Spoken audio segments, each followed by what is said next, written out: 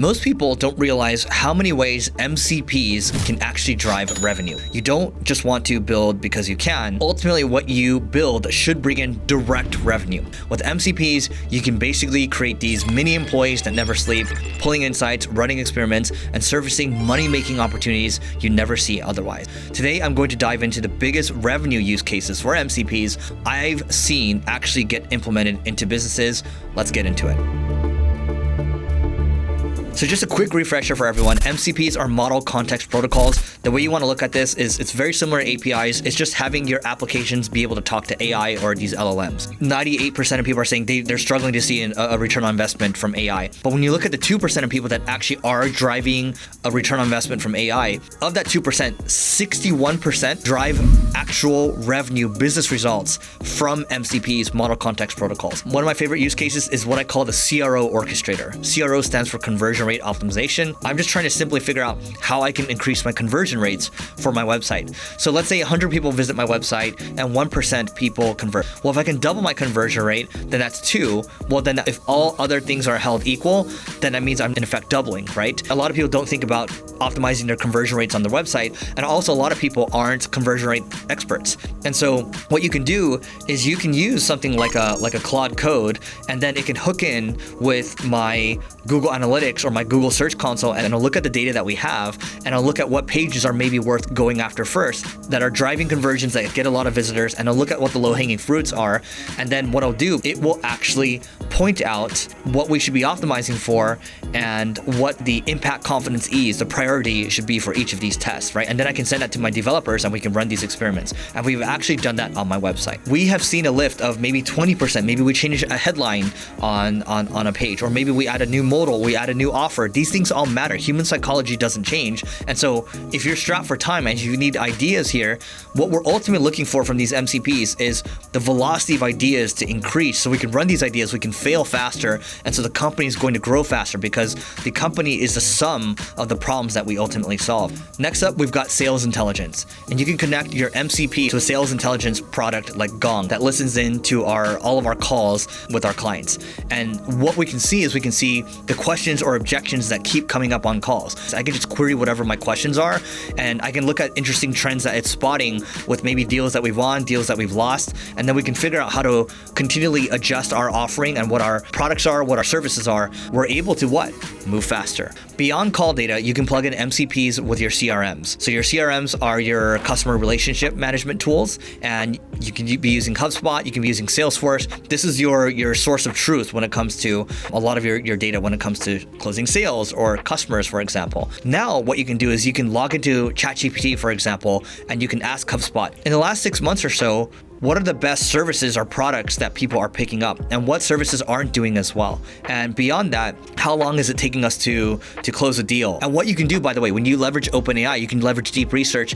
Deep research means it's going to do a deep dive of the data that you have based on the timeline that you specify. Imagine being able to query whatever it is that you're looking for, get a deep report, show this report to your leadership team. You don't have to wait for a data analyst anymore to get these things done. And then eventually what's going to happen is you're going to have an AI that's just doing these things on its own, and they're surfacing these data points, and maybe you as an executive, you're just getting text messages on key trends that are happening, and then you can make decisions based on those trends, right? Another killer use case here is follow-ups. And so if we just look at the last MCP use case, you can simply connect your MCP with your Google Calendar, also your Google Mail as well, and you can hook it in with HubSpot, and you can just say, hey, based on all the meetings that we've had in the last 12 to 24 months or so, maybe these are deals that we've lost, who should we be following up with, and can you draft the emails for me? Now you have the agent doing the work for you, and you can even say, hey, my ICP, my ideal client profile is companies that are doing more than $25 million a year, and I want you to search based on that criteria. Do deep research. Sometimes this thing might take 20 to 30 minutes to do the research, but it's looking at the last 24 months of data that you have, and how much more money is that going to make you? a lot. Everyone's talking about AI right now, but people are struggling to prove the business ROI of AI. Now with Single Grain, which is my ad agency, that is not an issue because we try to stay at the forefront of AI. We leverage AI not only to make our team more efficient and faster, but to make your business more efficient. And the things that we do around marketing, it's still our bread and butter, but when we combine that with our AI prowess, that's what allows our clients to grow a lot faster. So if you're interested in learning more, if you're interested in acquiring customers faster, go to singlegrain.com. Again, singlegrain.com, and we'll see you on the other side.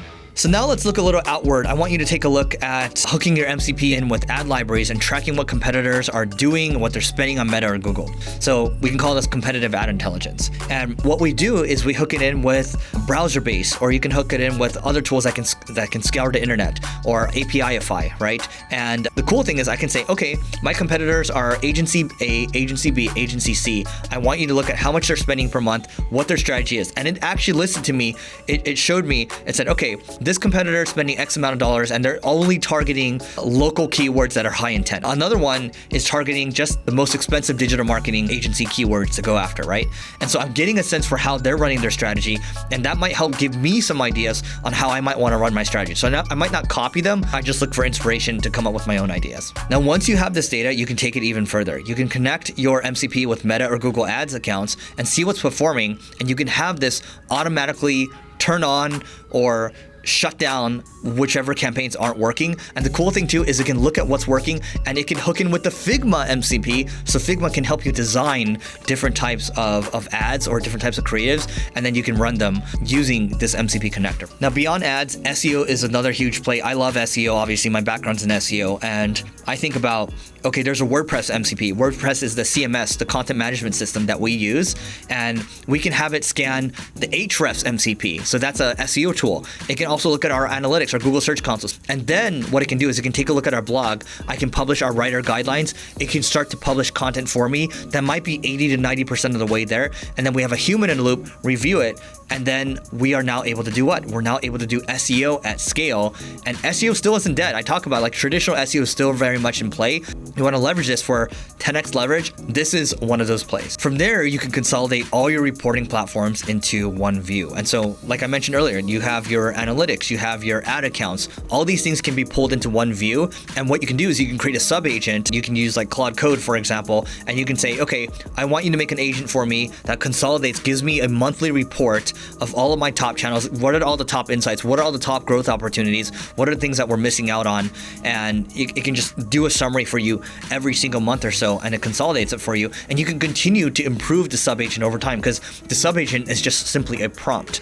Okay, finally, last but not least, think about content leverage. And so I love connecting different MCPs to look at my pillar piece of content, and then I want it to come up with different types of content for different types of platforms. And so a YouTube video that might be, 15 minutes or so could then be repurposed for X, could then be repurposed for LinkedIn, or like a short form piece of content. And so I have a content repurposer sub agent that will pull from, let's say, Appify, for example, or browser based, and I'll look at, who I perceive as my top competitors on YouTube. It'll give me ideas on what's performing well for them. And then it'll also help me repurpose content that I might plug into it. And then from there, it's going to generate new ideas for me, new formats to mirror what's already working or what I want to repurpose. And it ultimately turns one idea into dozens of assets. And the crazy part here is that we're still early. Over time, you're going to start stacking each of these, and then revenue becomes a systems game for you. You're going to have a bunch of these sub agents open, and you can even just query whatever data that you want directly from OpenAI to whatever connectors that are happening. And we're going to see your favorite apps connecting in with these systems. You can have OpenAI make designs for you based on whatever it is that you upload. Look, if you watch this video all the way through, let me know what your thoughts are in the comments and drop any ideas on other MP use cases. I might just build them. I'll see you in this next video here on how to scale even faster with AI.